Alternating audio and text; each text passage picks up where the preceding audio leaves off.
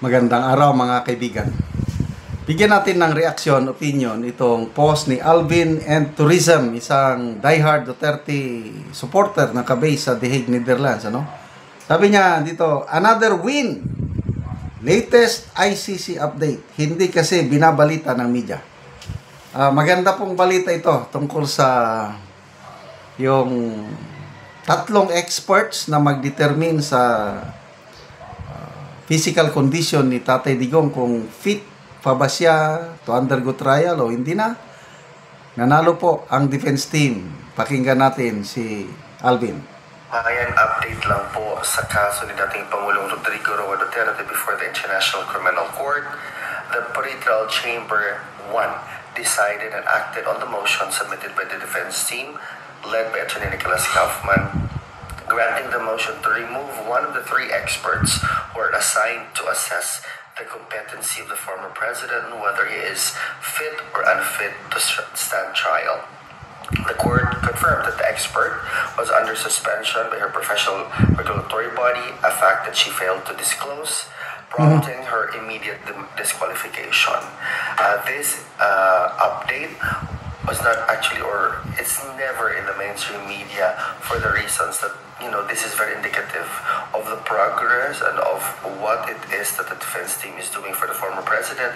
This is another win because the court already saw that, in order to ensure or maintain the fairness with respect to the former president, him being not even convicted of any crime but accused before the International Criminal Court, ang ICC po ay dahan-dahan sa kanilang desisyon, lalong-lalo na po sa human rights ng dating Pangulo.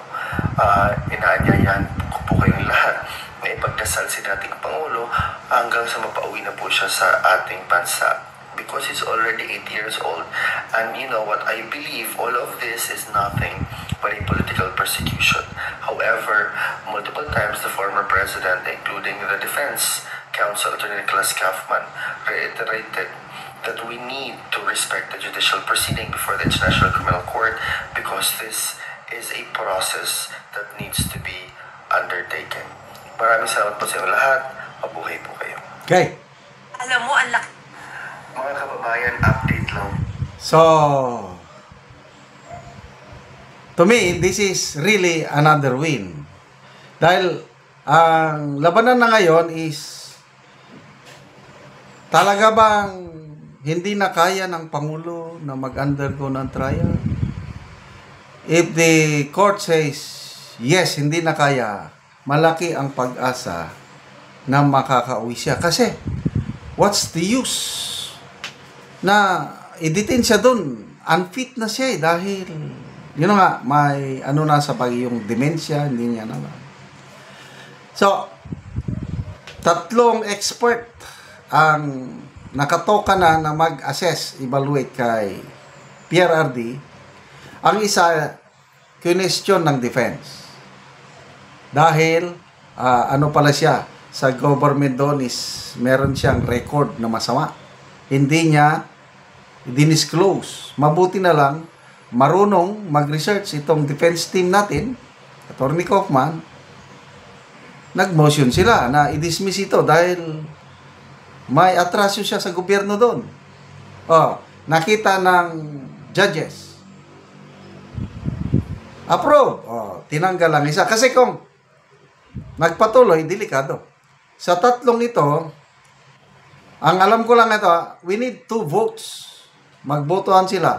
Pag ang dalawa nagsabi na PRRD is unfit, panalo na tayo. Kaya ito, dahil may problema, delikado siya. So, papalitan siya siguro ng mas credible na expert to assess. So, let's pray. May pag-asa pa. Ito ang crucial battle ngayon. Yung expert evaluation sa physical, more on mental condition ni PRRD to undergo trial. Ulitin ko, sa tatlong expert witness, sa pagkakaintindi ko, dapat may dalawa o mas maganda, unanimous na magsabi na unfit na for trial si dating Pangulo. Pag sinabing unfit, mapapadali ang pagpauwi kay PRRD. Yan ang naintindihan ko. Let's read comments, ano? Ito. Salamat, Alvin and Tourism. Ray Abordo, kapag nakita ng ICC ang sitwasyon ng Pilipinas ngayon, sana ma-realize nila kung bakit sinuko ng gobyerno si PRRD. Ito, sa Pia Sabtula, Tagalog mo na lang, Sir Alvin. O nga, nag-i-English kasi, mahirap maintindihan. O, Bel Mapiyag, base og bias na siya nag-handle na ng case. Mayo na lang kay na si Attorney Nicholas Kaufman. O. So, pasalamat tayo kay Attorney Kaufman. Roland Herona, we hope the ICC has clearly seen the current situation in the Philippines and understand the reasons why the government decided to surrender former PRRD. Yes, nagmo-monitor din ang mga yan. So, to me, malaking bagay yan itong nangyayari, itong mga aligasyon ni Saldico na, pero mo, Pangulo, akusahan ng dating bagman ng speaker na nangulimbat ng 25 billion kickbacks. So, mabigat yan. So, labanan, battle of public opinion, o court of public opinion, lumalabas na mas marami ngayon ang naniniwala sa aligasyon ni Saldico. Okay. So, pagpatuloy natin ang pagdarasal. Zalazar Jing, lagi po dala ko siya sa prayer ko day and night. Wala pong absent yan. Kahit ako, hindi mawawala sa prayer moments ko si PRRD every morning.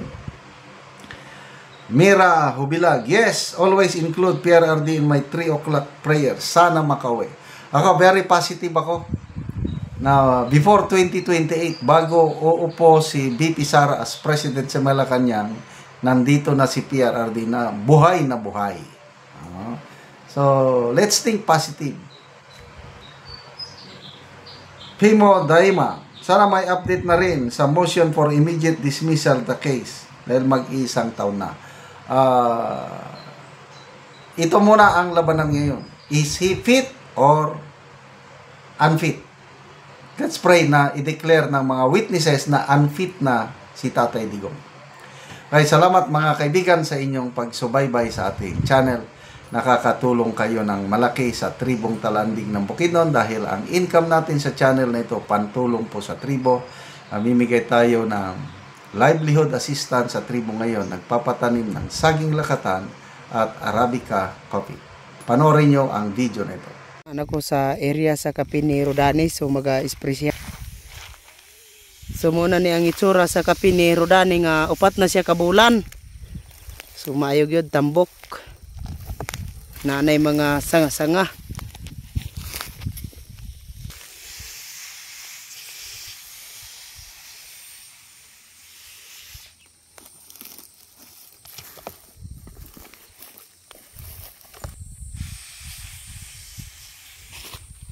Kaluoy sa Ginoo, maayo na gid ang tubo sa kape ni Rodani.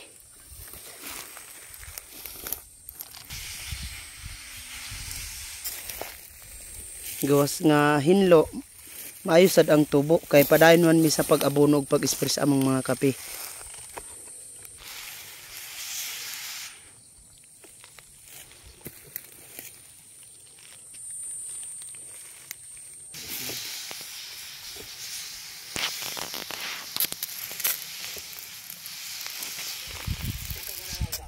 So, human sa pag-abono ni Rodani sa iyang kaping upat ka bulan, sumuupod niyang ikaduha niyang tanom. Sumuna ang kape niya nga duha na sad ni kabulan og iya.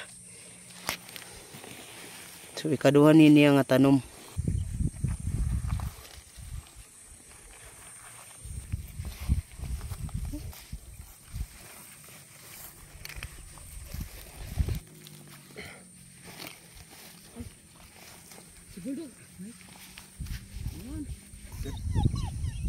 Ginoo nga maayo nang pagturok sa akong kape. Ug manginaot ko nga magpadayon ang magsuporta niini aron makapadayon mi sa pagpatambok sa among mga tinanom. Salamat gid kaayo sa Ginoo. Nasa nami ani sa kalisod ug kuan, makarbis mi aning among kape. Salamat sa Ginoo. Salamat kaayo.